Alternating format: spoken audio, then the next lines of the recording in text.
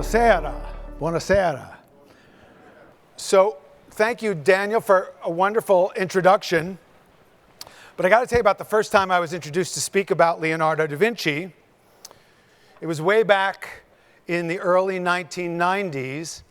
I was speaking for a group called YPO. Do you know Young Presidents Organization?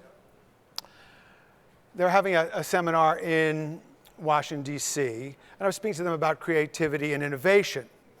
But I knew that they were holding one of their premier events in Florence, which is my favorite city, and I really wanted to get invited. So I imagined a scenario. I imagined that the education chair for Florence might possibly approach me, and that he could ask me something along the lines of, hey, if we were to invite you to Florence, what would you do? And I figured he might say something like, you know, we want something really special because everybody wants to go to Florence. Did you ever have something happen like that where you picture a scenario in your mind and it comes true exactly as you envisioned it? I finished my talk. A gentleman approaches me. He said, I'm the education chair for Florence. He said, if we were to invite you, what would you do? And then he said, I'm not making it up. He really said, we want something really special because everybody wants to go to Florence. Well, I looked him right in the eye and I said, how about how to think like Leonardo da Vinci? And he said, can you really do that? And I said, sure. This is what we call the chutzpah principle of creativity. I had 6 months to make it up. But I wasn't worried because Leonardo da Vinci was my childhood hero, along with Superman.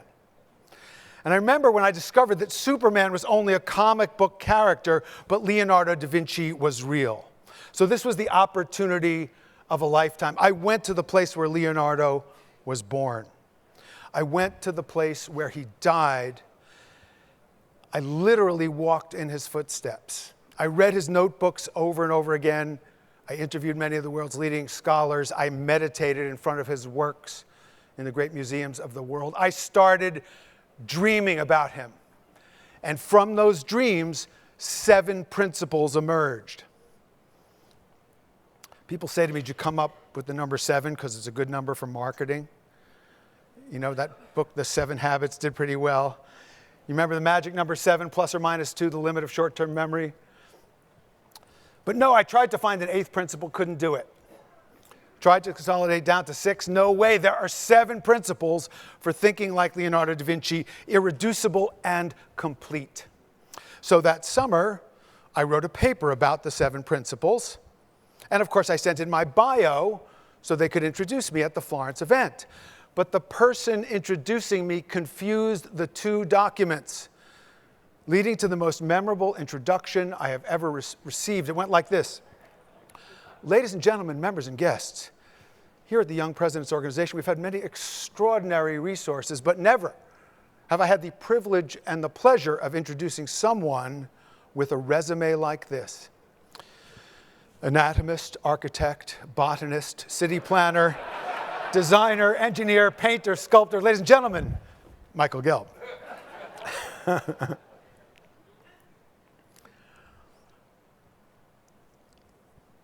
The first principle for thinking like the maestro. You ready to learn a little bit of la bella lingua, a little Italiano? First principle, curiosità. Everybody say it, please, all together. Curiosità. Now, does anybody share my Italian heritage? Only a couple of us, but probably not because I didn't see any gestures. So would you please try that again?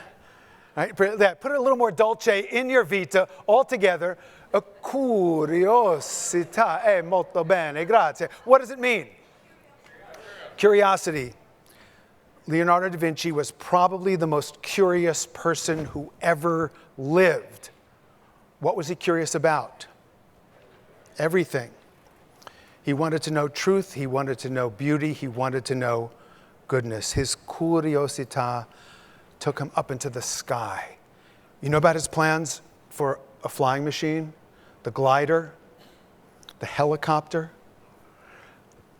Maybe his most amazing invention of all, the parachute.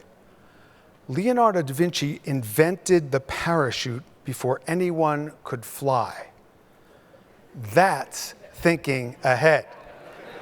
Right? His Curiosita took him underneath the oceans. You know about his plans for a diving bell, snorkel, flippers, the 3-speed gear shift, the ball bearing, the extendable ladder that fire departments still use today, all first appear in the notebooks of Leonardo da Vinci.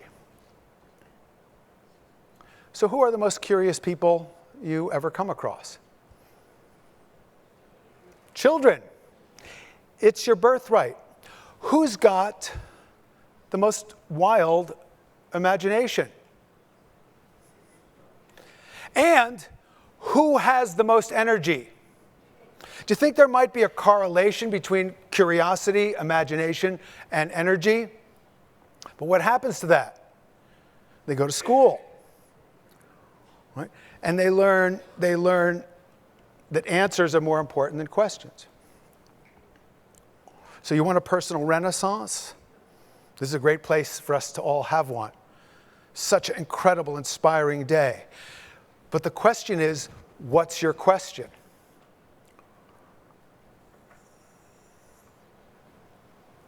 I was talking to Shoshana last night at dinner. Her question is how to make end-of-life care more human. I was talking to Jeffrey also last night.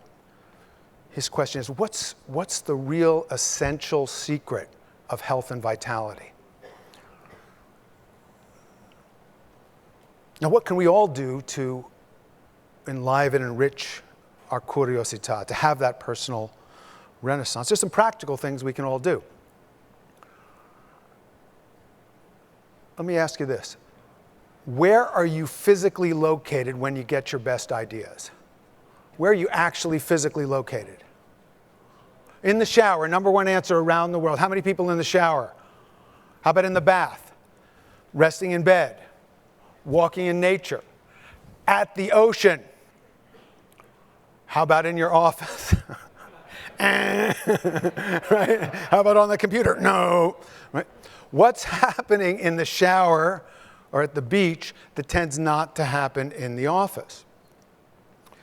You're relaxed and you're by yourself. And your mind goes free. So one of the very simplest practical things you can do to deepen your own connection with your creativity is to do what Leonardo himself recommends to his students. Have a little notebook and carry it with you wherever you go. And when you have a wacky, crazy, off-the-wall idea, write it down in your notebook. There's an image of Leonardo's notebooks.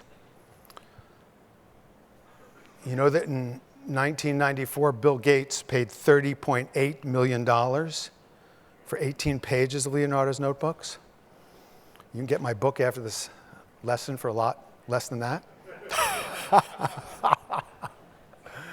Leonardo's criticized because he has lots of different topics on one sheet of paper.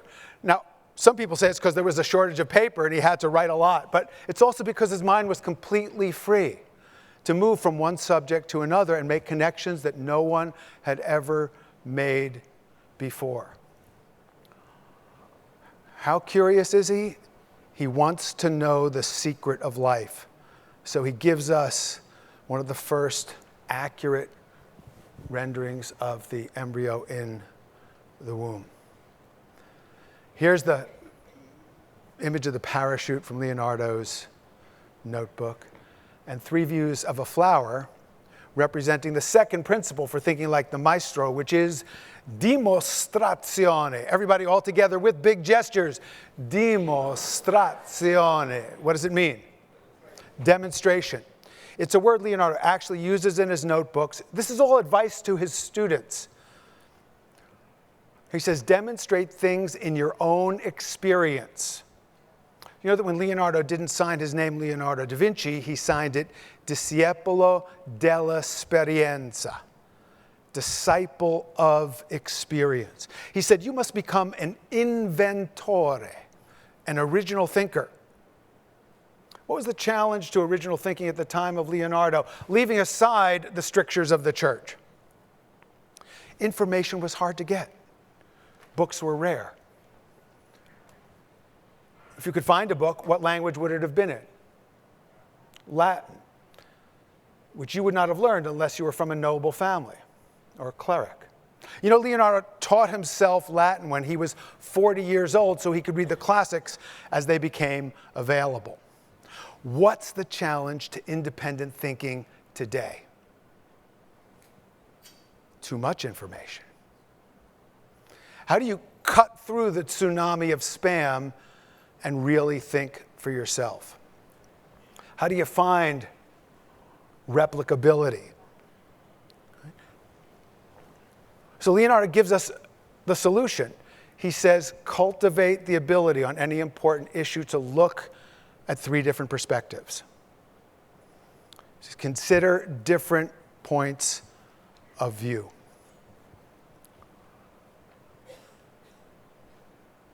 The third principle for thinking like the maestro. And we say this one with a upward moving, lilting gesture, please.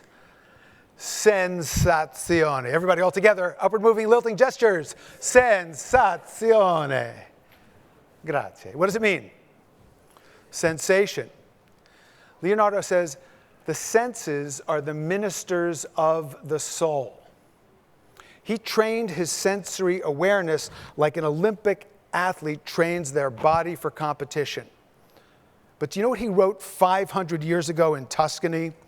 500 years ago in Tuscany, Leonardo wrote that the average person looks without seeing, breathes in without awareness of aroma or fragrance, touches without feeling, eats without tasting, talks without thinking. That was 500 years ago in Tuscany, before the Kardashians.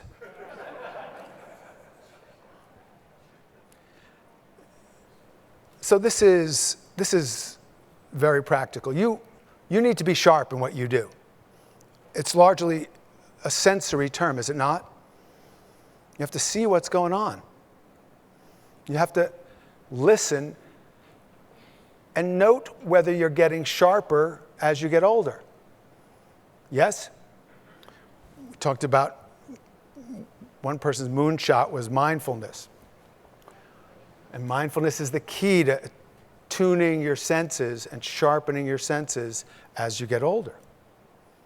It's also, by the way, the secret of enjoying one's life. Sensazione. See, the Italians understand this. They have la dolce vita, the sweet, soulful life. The French, joie de vivre, the joy of living.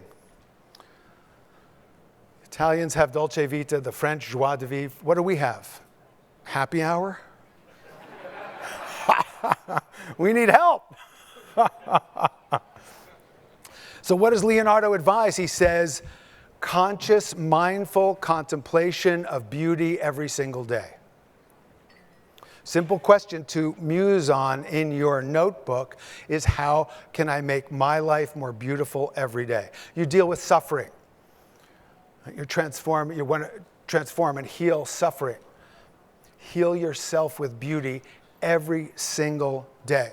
You know, I was actually working with a group from the VA hospital, and I had a group of nurses, and they were in charge of a PTSD ward. And I asked them this question: how can you make your life and the life of the people you serve more beautiful every day? And they said, well, we could take CNN out of the waiting room. But you know, how shocking is it? I go to my doctor's office, there it is. People were blowing up today. Here's this thing happening. Here's this. Gee, that's healing. Thanks a lot. I don't think so.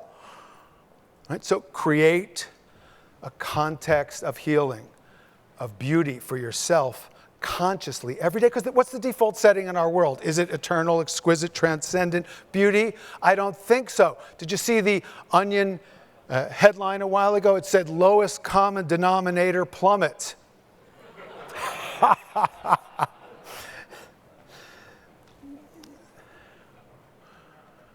Do you know this painting? It's by Leonardo's teacher, Verrocchio. And Verrocchio asked Leonardo to do this angel with the blonde curly hair. And when Verrocchio came back and saw Leonardo's angel, according to Vasari, the first art historian, he would never touch colors again. Now, the romantic interpretation of this is he was so moved by his student's genius that he just couldn't paint. But the more realistic business interpretation is he said, aha, I can now delegate the painting department to the young Leonardo while I concentrate on the more profitable practice of sculpture. But if you look carefully at the two angels, it's a lesson in mindfulness and presence. Verrocchio's angel looks like, okay, baptism of Christ, whatever, yada, yada, yada, another day at the office, got to fill out these forms. Right? Whereas Leonardo's angel looks like, this is a miracle, which is, after all, the subject of the painting. And it was another genius, Einstein, who said there are two ways to live your life. One is as though nothing is a miracle. The other is as though everything is a miracle.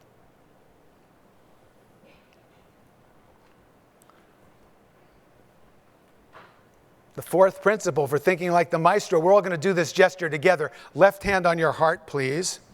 Right hand pointing up to heaven, but across your body. Tilt your head and get that cool smile. This is the St. John. It's in the Louvre. And then we say, Sfumato, everybody. Sfumato. Grazie. It's the fourth principle. It's a term that art critics coined to refer to this hazy, mysterious quality you see in Leonardo da Vinci's paintings.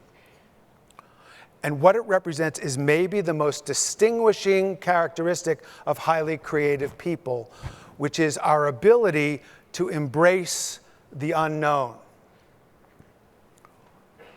Makes sense. If we're really going to take on these complex problems, grand problems, there'll be lots of uncertainty. Can you maintain your perspective? Can you maintain your center in the face of not knowing? What's your confusion endurance like? If you need a quick, absolute, definite answer, you're not going to innovate.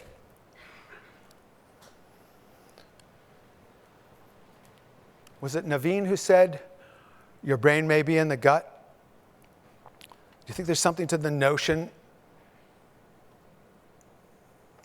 of Weston Agor's research over 30 years of the most successful managers in the United States? Their most distinguishing characteristic, their ability to trust their gut. Now, they analyzed all the data first. They didn't just get out the Ouija board. Right? You analyze all the data first, then you sleep on it, then you trust your gut.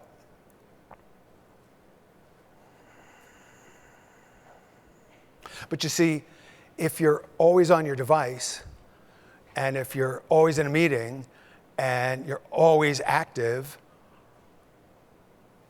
you don't have the bandwidth to listen to your gut. That's why when you're in the shower or you're walking on the beach, you can hear, and it's so wonderful. Every culture, every place around the world has language. People say, I felt it in my bones. My blood whispered to me. My bones spoke to me. But your gut, your bones, your blood, your heart, they don't send you text messages. Right? They're not on LinkedIn. Right? So you have to create the context and invite that inner voice and write what it says in your notebook, even if it seems crazy. See, that's the big difference between Edison, Marie Curie, Da Vinci, Darwin, the great minds. They all kept notebooks, and they all advised their students to do the same. They wake up at 4 o'clock in the morning, crazy idea. They write it in their notebook. Average person wakes up 4 o'clock in the morning, says, I'm no genius, and they go back to sleep.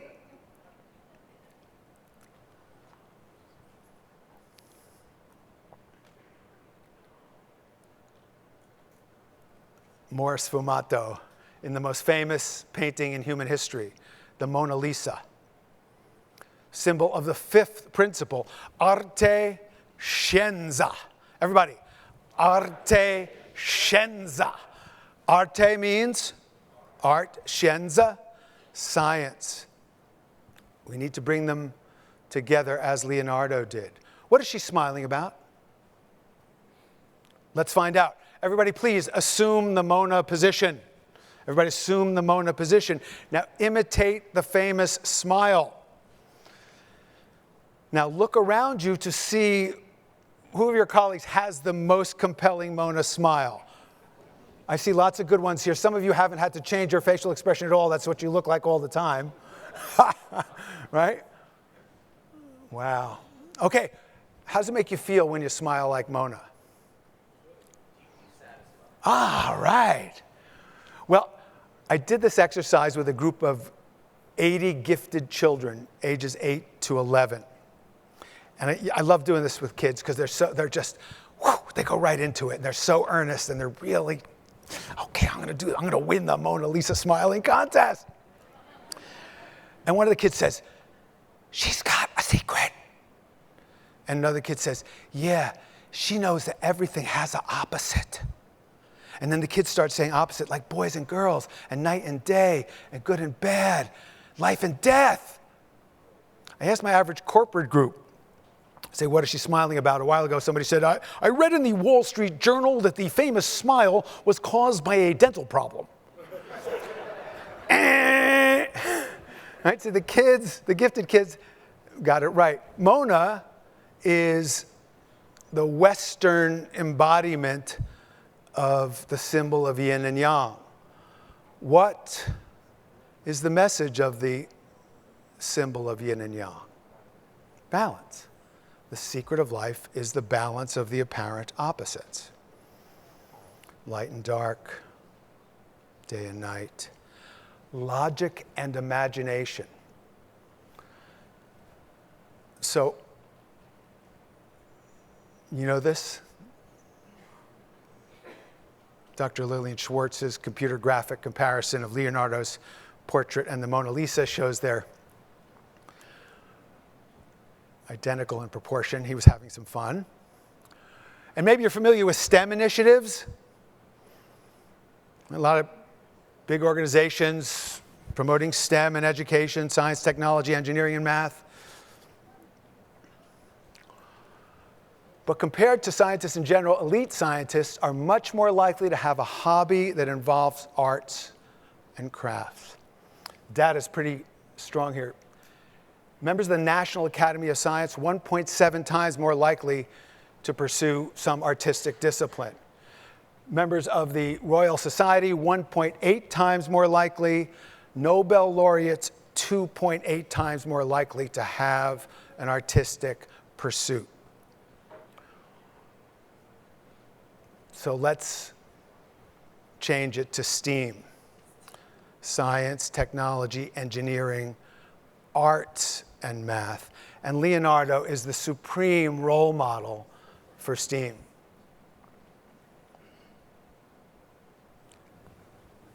The sixth principle, corporalita, everybody. Corporalita. It means balance the body and the mind.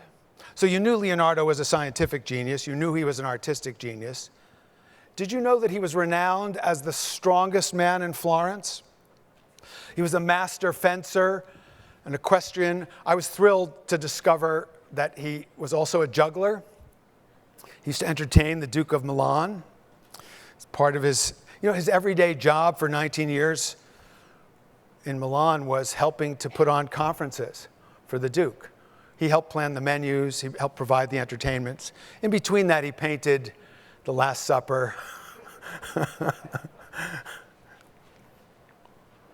But he gives advice on health and wellness that is as relevant today as when he wrote it as guidance to his students more than 500 years ago.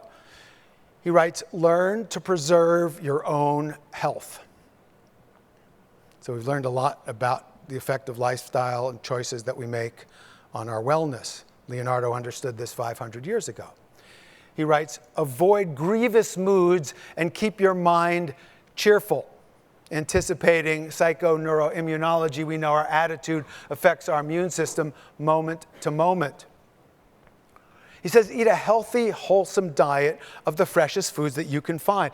Dine with friends, as the Italians say, a tavola non si invecchia. You dine with friends and loved ones, you don't grow old. He says, get moderate exercise. Have a little red wine with dinner. Not too much moderation. What else do you need to know?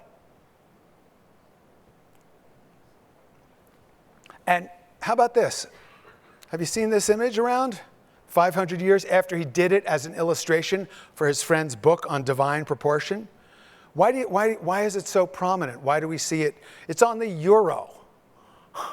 It's the logo for half the Pilates and yoga studios on the planet. Right? And nutraceutical, you name it. Everybody who wants to say wholeness has this image because he captured it. He captured the perfect quality of wellness, of wholeness, of integration, of our oneness with the universe. This is what he was illustrating, is that the divine proportion of the human body is a reflection of the proportion and harmony of the entire universe. So when we do this practice in the beginning, we gather the energy and we draw it in. This is just activating your own personal Vitruvian self.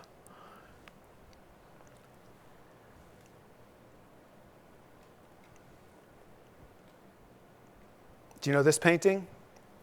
It's in the Uffizi. It's unfinished. Adoration of the Magi. I just want to draw your attention to it's obviously unfinished, but you still see the serene quality of the holy figure in the center. See the chaos around her? Part of what Leonardo is saying to us is, fix your course to a star and you can navigate through any storm. In other words, be aligned with your highest purpose, with your big question. You see the same theme in another of the most famous paintings in human history. See, this is the Renaissance, so there's no halos. They're not just standing there stiff in 2 dimensions, right? They look like you and me. Just like we were at this meeting and the CEO just said, there's going to be massive layoffs and it's because of a mistake that one of you made. Everybody's going, no way. Did you hear what he just said? Look at the gestures. Look what people are doing. Right? Just like you would react if you were at that meeting. And there's Judas over there, the blue with the black beard, leaning back saying, hey, wasn't me. But notice the serenity of the holy figure. Now, he knows how the story ends. So Leonardo loves this image of serenity and alignment. He's doing this for his sponsors, so it's in Christian iconography, but the message is universal. So I want to translate all this into a simple, practical methodology to help you think more like Leonardo da Vinci.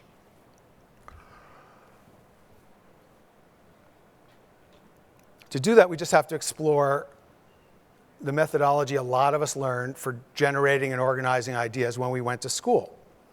When you went to school, did you have to do book reports? Do you still have book reports? Yes? What did you have to do before you handed in your book report? You ever do an outline? Or bullet points? We learned to think top down, 1, 2, 3, 4, 5. Yes?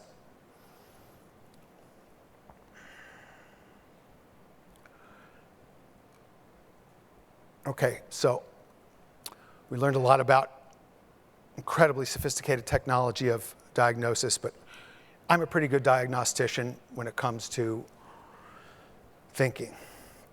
And I'm prepared to make my diagnosis of you. But I will immediately offer a complete cure.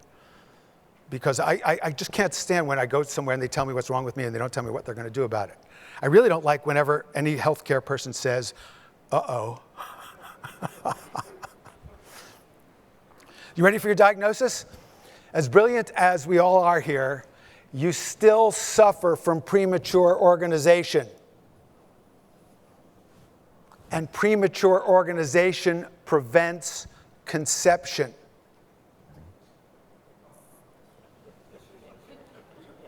Thank you. I know it's getting late, but some of us are still. You ready for the cure? I promise. I like to give the cure right away. Generate first, then organize. Generate first, then organize. It's like the writer's motto. Write drunk, revise sober. If you write sober and revise sober, your work is boring, nobody wants to read it. If you write drunk and revise drunk, nobody can read it.